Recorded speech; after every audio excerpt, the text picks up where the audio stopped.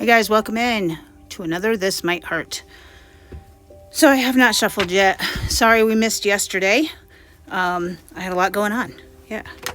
I ended up even being really late for work, but everything worked out.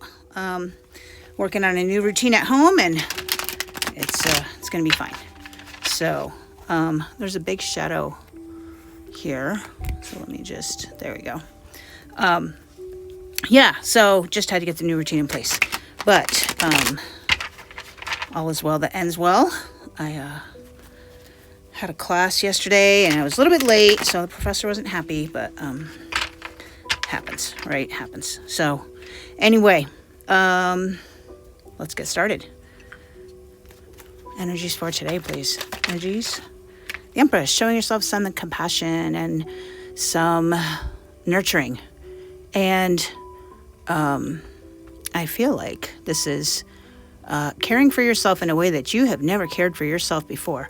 So if you've watched Carrie's Energies of the Week, her advice this week was to just stand back and observe, right? To not get sucked into the emotional firestorm, if you will, of other people. And I feel like this is you doing that, right? Just kind of like, yeah, do your thing. I'm just going to chill here. And then, of course, the Empress is usually pregnant and doesn't appear pregnant in this one. Not saying that she couldn't be, but she is definitely gestating an idea. So whatever idea that might be, whatever plan you have, it's coming to fruition, but it's going to take time, right? It takes time for things to line up and do the things that we want them to do. So having that grace, compassion, and nurturing energy. But point that to yourselves, guys. I know it's easy for us to do with other people. We don't always do it for ourselves. Five of Wands in reverse again. Here we go. What did we say last time? It was the chaos of the mind, right? Chaos of the mind. I think that's starting to calm.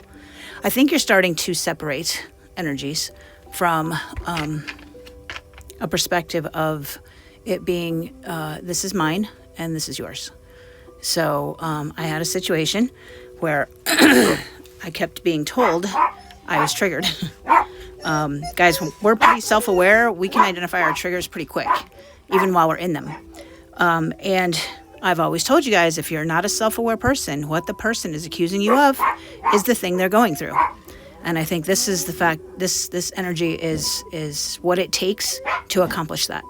So the person that kept telling me I was triggered was clearly triggered to their own trauma that they had endured, right? And they weren't reacting to the situation at all, which was how it worked in the past. That's what they used to keep themselves safe in the past. The safety came from the calm, right? When we talk about emotional regulation, we're not talking about being calm all the time. That's not healthy. It's not healthy, guys. You got to be able to express your emotions. Emotional regulation is getting up here, noticing you're here, allowing yourself to be here, and then climbing back down. And that's okay. Don't let anybody tell you otherwise. All right, let's keep going. Page of Wands in the reverse. So getting a little more mature about this, because, you know, I call this the infant of the Page of Wands. But this might be a person, so somebody who's maybe I'm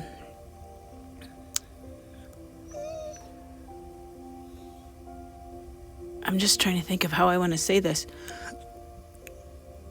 Somebody whose perception is distorted, maybe. This might be the person that we're talking about over here. Might be. The not self-aware. He's got his eyes closed and he's upside down. So think about it, guys. So I had this class on Sunday and they asked us to hold our hands like this, right? Close your eyes. And he did like a meditation script type thing, a hypnosis script. And he kept saying there's a magnet between, and I'm like, I don't feel this stinking magnet. What the hell? There's something wrong with me. And so then he said to focus on the width between your hands. And can you spatially identify where your hands are, right, with your eyes closed? And then, you know, after a couple minutes or so, he asked us to open our eyes. And, dude, my hands were like this. And I would have sworn they were like this. It was the wildest thing. He even said, he's like, I saw the look on your face when you saw your hands. I was so shocked. And I feel like that's what this is. That's what this is. There's no orientation of this person. They're completely disoriented. And that might be you. You might be this person. You might think that the things that you're seeing in other people are just theirs, but they might be yours. And you're disoriented. right? You're reacting to situations that are not the present moment, right? If it's hysterical, it's historical, guys. And I could also say hysterical being your biggest safety response. So it doesn't have to be big emotions. It could be too much calm in the wake of something that requires emotions, right? So it's whatever safety mechanism you have in place to deal with the big emotions. That's what makes it historical. Okay? So, moving on. Let's see. What's next? We got these energies. Tell me about the energies. That might be it. I don't know. Let's just try to get 5 cards. You're going to give me 5 cards today? There we go. The world, ending of cycles. When you realize this, and when you bring it to the conscious mind from the subconscious, right? What does Carl Jung say? When you leave the unconscious, no. Let me think about this. When the subconscious, I'm going to mess it up. Doesn't matter. Anyway, world, ending of cycles.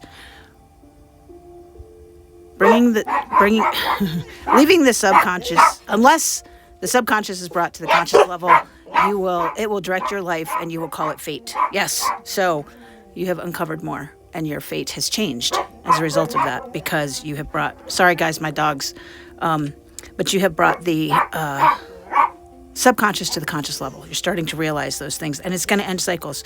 It's going to give you a whole new world, because now you're going to see things the way that we described here, as opposed to being offended, right? As opposed to thinking that everybody else has to do the work but me, right? This is your work, and you're finally realizing it.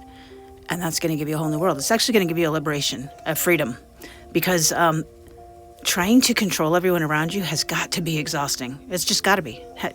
You can't tell me it's not. And when you just let people be, it's so much easier. Advice for today, 2 of Pentacles in the reverse. I'm actually going to look that one up. 2 of Pentacles in the reverse. Scattered energy. Yeah, so don't put all your energy into this one thing, right? Scatter it around. So when you think about it, it would be like if you were to plant grass in a yard. You wouldn't put all the grass seeds in one little spot and expect the grass to grow everywhere. You'd want it to scatter. You'd want to scatter the energy everywhere. If you bunch it all up, that's not good, right? So we have to spread things around. Maybe like me, you're going to school, you're working, you have community, all these things. Don't put all your energy in one basket, right? Don't give this situation so much energy that you neglect the rest of it. Much like yesterday, I didn't do the reading. There you go. So what we don't see coming at the bottom of the deck, the Hanged Man in reverse. Hanged Man would usually be about seeing things from a new perspective. The keywords here, stagnation or martyrdom. So you might feel like a martyr. There might be a person in your life that feels like a martyr. They're going to fall on their sword for your best and highest good. When other people take that martyr syndrome, even you expect to be, I don't know, what's the word? You expect it to be recognized, right? And then you get this victim mentality. And when you get the victim mentality, then you lose your power. And then when you're powerless, all kinds of bad things happen. So be aware of this. Be aware of that martyrdom syndrome. Don't be a martyr. Don't fall on your sword for the best and highest good of other people. You do you. Let them do them. And life is good. All right, guys, I'm going to leave it there. Take care.